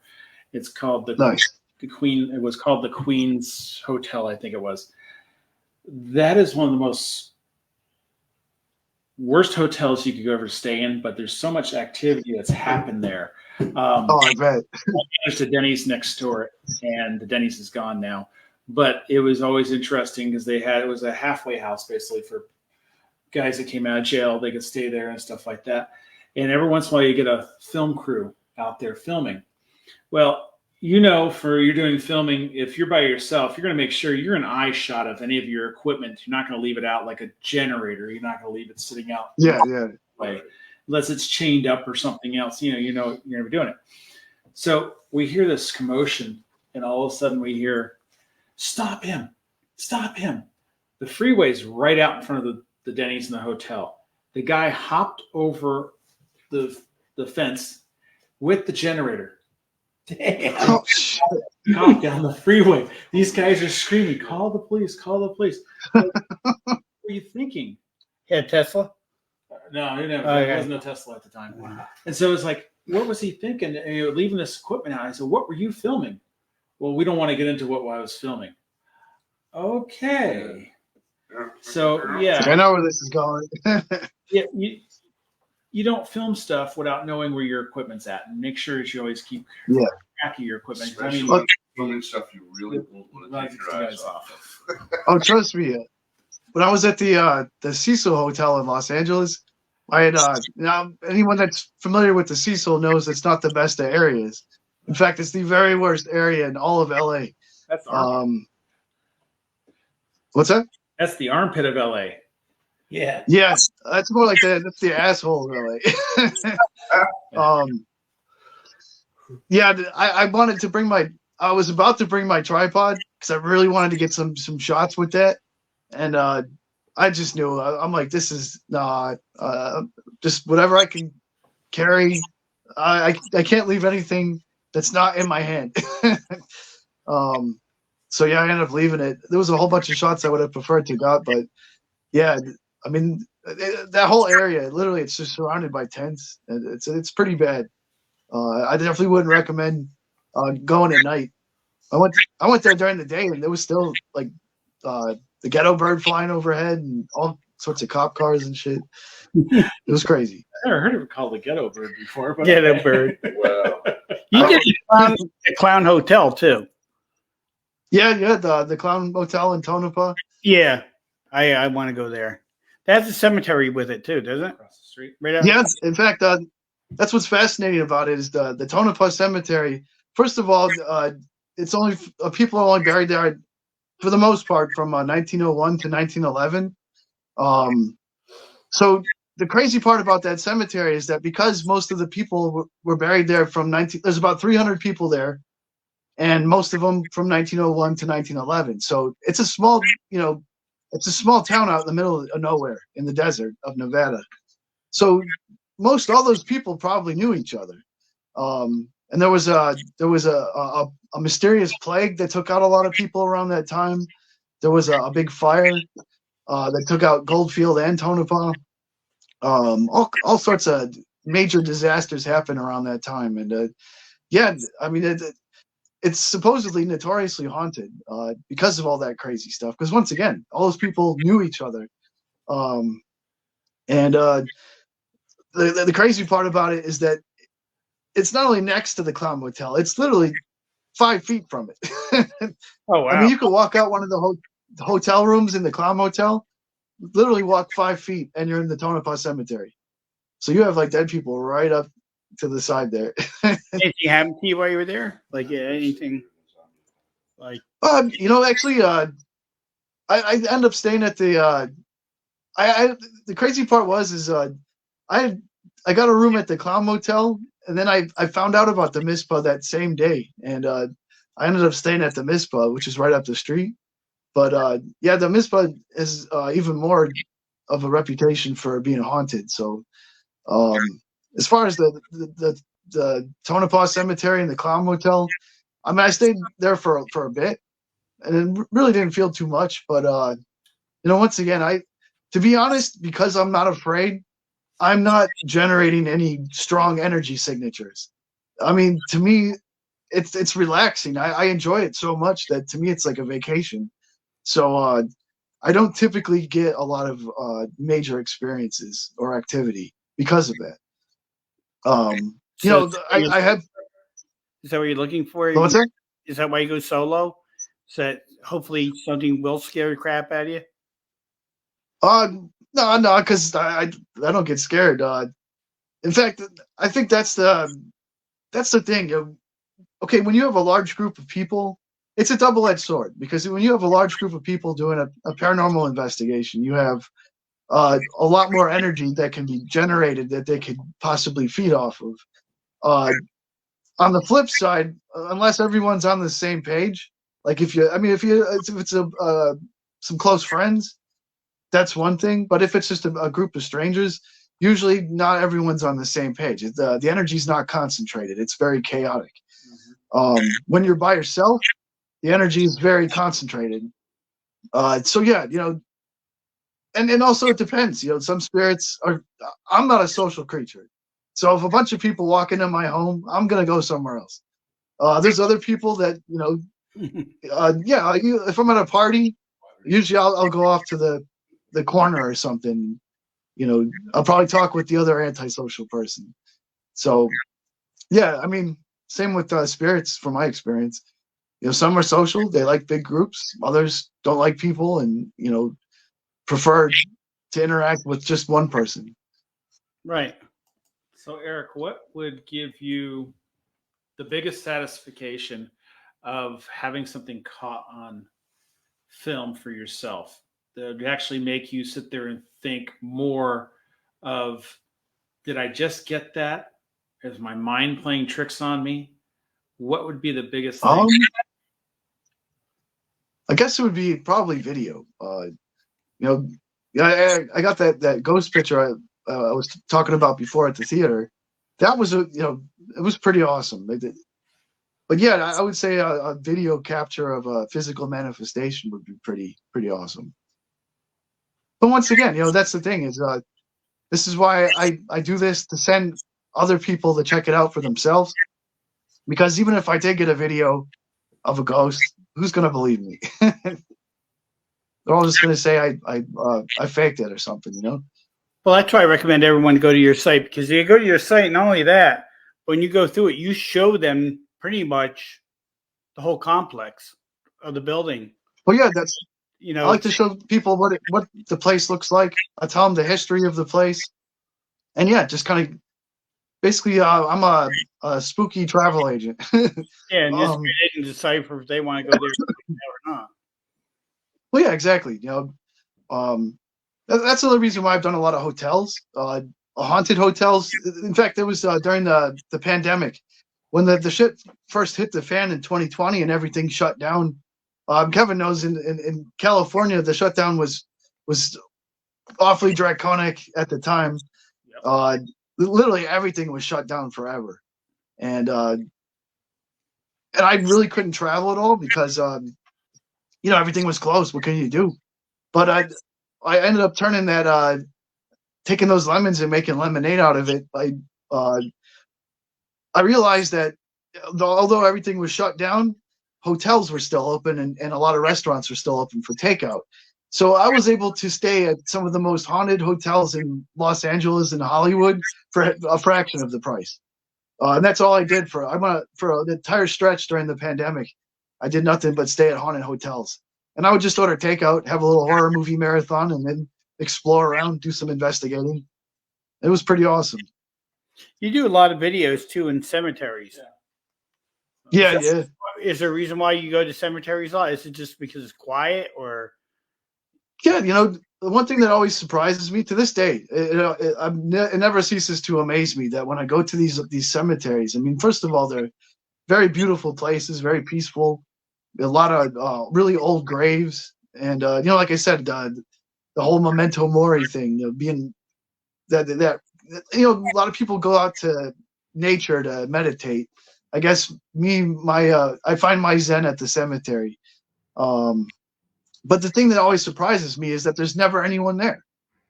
And that also kind of goes back to the pandemic.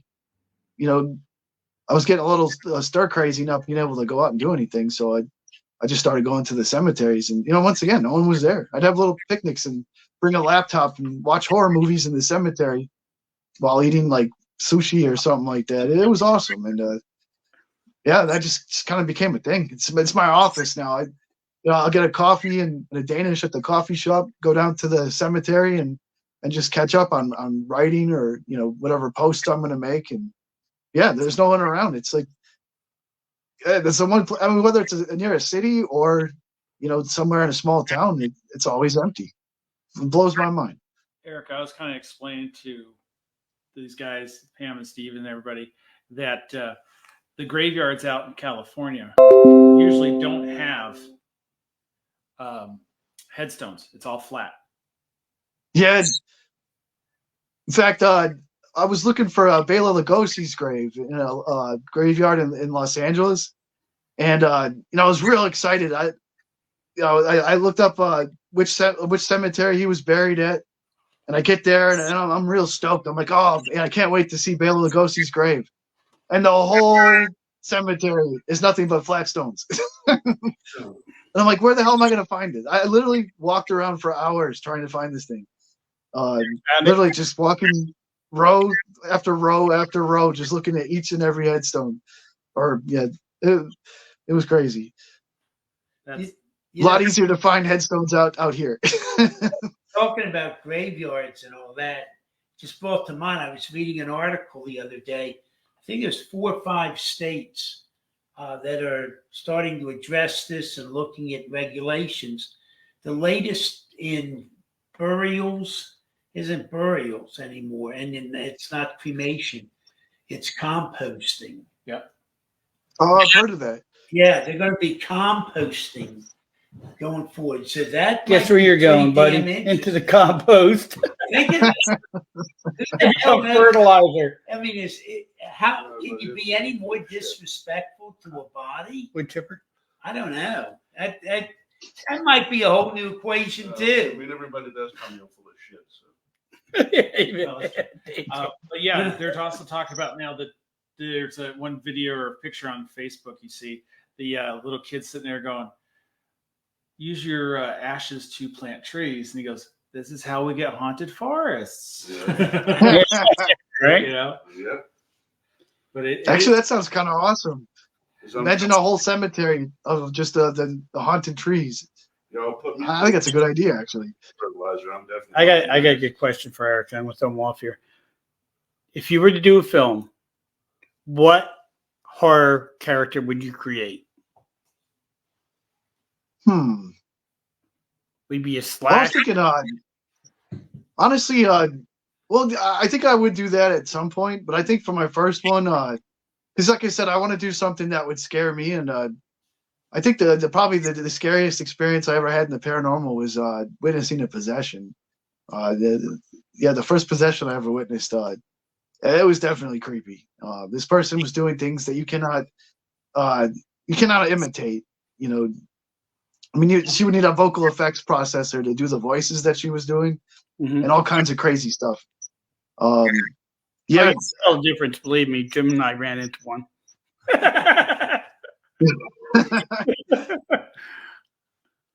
and and I think that should be a topic for a show one of these days too. Is that the one thing I found is that there is a fine line between mental illness and legitimate possession, and usually they go hand in hand too. Because what I've learned is that we all have a natural spiritual firewall, you know, depending on our mental state. And when people are going through something really awful, and their immune system gets weakened, their firewall is weakened, and I mean, these demons or whatever you want to call them, they're pretty much like computer viruses. You know, it's like when you get that weird email and you click on it by accident and your computer starts acting funny. It's the same thing. I mean, because we're biological computers.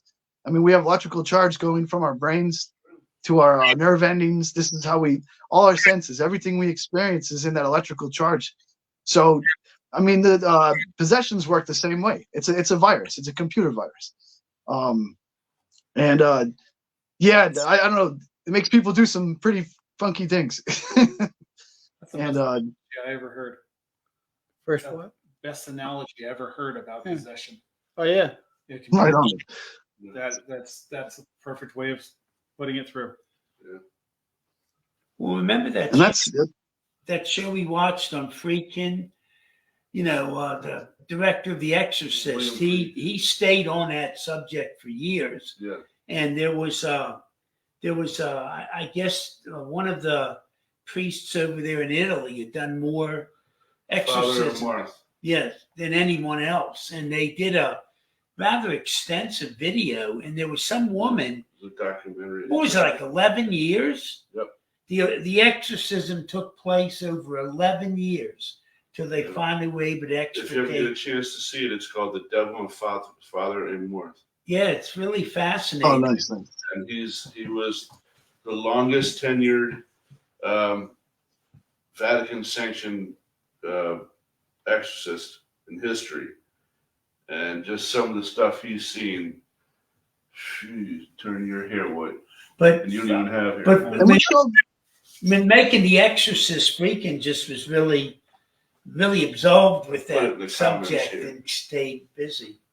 What was that, Eric? And what you all saying on the show last week about, I think it was on the show where there was like a whole bunch of exorcisms in Italy, but in America there was far Right. fewer. Yeah, yeah. Yeah, and that's kind of what I was getting at, is that it's weird. I think here in America, a lot of times there is something that probably could constitute as a possession that's being diagnosed as a mental illness. Whether it's they want them on drugs or what, I don't know. And I think out in Italy, where it is probably mental illness, it's being diagnosed as a possession. And that's why we have such a disparity in numbers there. But yeah, once again, there's a very, very fine line. It's very tricky. I think people that do have mental illness are far more prone to get possessed because they're, like I said, that firewall is weakened. And a lot of them actually welcome it because they want the attention. And you kind of have to step outside of the box to be open to these things. That's what attracts them. So, yeah, I think that would be an interesting topic for another show. Is the difference between possession and mental illness. Who do you think, if someone is possessed, who do you think would be the right people? Who actually has the devices or whatever Understanding. to remove them? I mean, there's Honestly, I used to be an exorcist for. I was a freelance exorcist for years, and non-denominational. I wasn't religious. It wasn't like The Exorcist. I didn't do prayers, and it was more like a therapy session. And the one thing I always did when I interviewed these people was, first of all, I wanted to see if they wanted it there. If they wanted it there, then I'm done. That's it. Because there's nothing you can do. A lot of these people want these things there. It's a negative codependence. It's like that bad relationship. You ever know someone that had an abusive boyfriend, and they just could not break up with them because they wanted to be needed? Right. It's kind of like that with a lot of these people. They want these things there because it's they have this real powerful negative codependence. They don't want this thing needs them. It's because it's a parasite. It feeds off of them, and but yeah, I'll interview people, and if I get the impression that they want this thing there, then that's it. I'm done.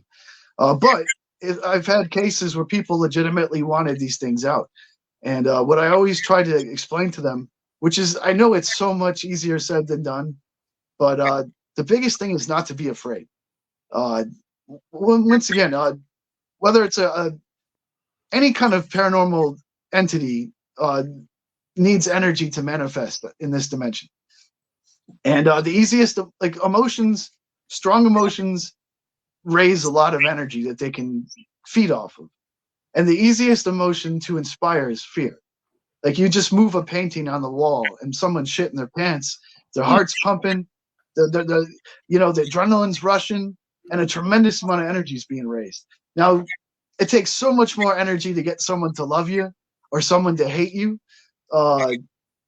you know, fear is the easiest one. So that's the go-to. That is always the go-to. And because you know, fear and love, you end up spending more energy than you obtain, and that applies to us usually in the living world too. But yeah, I always tell people, if you want to get rid of this thing, you have to, whichever way. If they're religious, I encourage them to use their, like, a pendant or something that you know, makes them feel empowered. And you know, whether it's the placebo effect or there's something to it, I don't know. But the main thing is to not be afraid, not to generate an intense amount of energy. That's why I'm never afraid when I go to these haunts. That's my way of shielding, I guess you could say, is I am not afraid. I'm much more afraid of the living than I am the dead. That's put what it that way. you bring with you to protect yourself when you go. But you just answered that, so you beat me to the end. Yeah, just bring my coonies. So Eric, any major things going on with you right now? Anything coming up? Any events that you're going to be doing or going to be at that you want to share? I know I have well, obviously the Gettysburg Battlefield Bash, and All right. I'll be there's oh shoot, I think it's Monster Mania convention in August. I'll definitely be there for that because Robert Englund's going to be there, and that's you know, let's put it this way, he's not getting any younger, and definitely got to take advantage of that. I would love to meet him. So yeah, and then yeah, just as far as any haunted places, I've been doing a lot of research and just looking up different spots, and there's bound to be a bunch coming up here soon. Yeah, I just got back from Salem recently. Was in Salem. I did the Lizzie Borden house over in Fall River.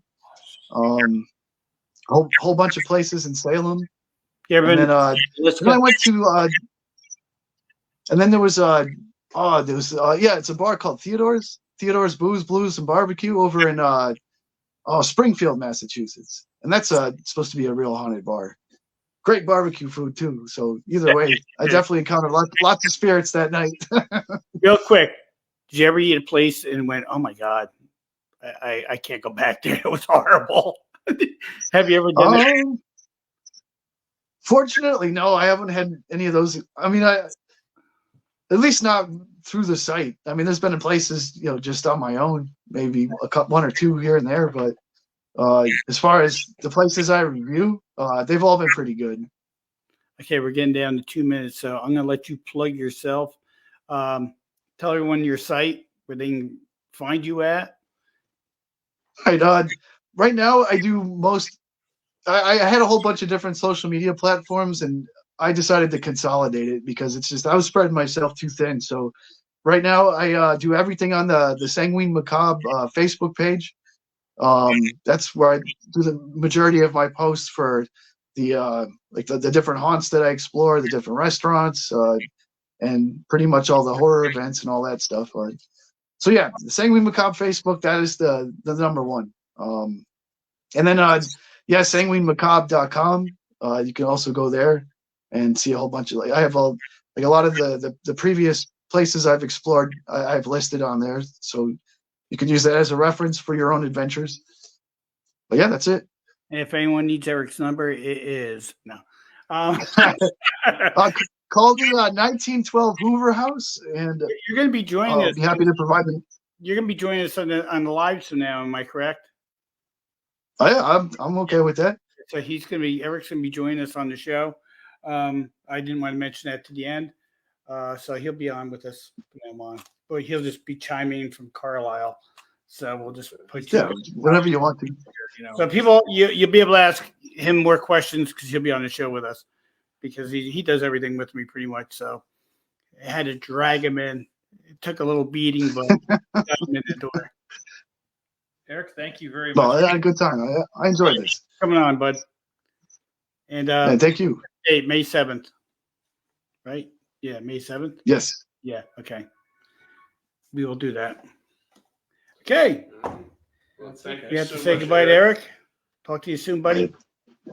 Have a good night. Thank you, guys. You're welcome. The other night, what has to be his worst movie. England was on some movie, a horror movie. It was like vampire strippers or some kind of bullshit like that. And he's a manager of some stripper bar, and one of the girls gets attacked by a vampire, becomes one. So everybody winds up eating everybody. But it's like a mixture of, sex and gore and it was just hideous. That kind of film. All right. Well, we're going to say goodbye to everyone. Again, pray for our vets every day. And we'll see you next Wednesday. We have Thank you, new everybody. stuff coming too. New stuff coming up, guys. Stay tuned. Stay moist.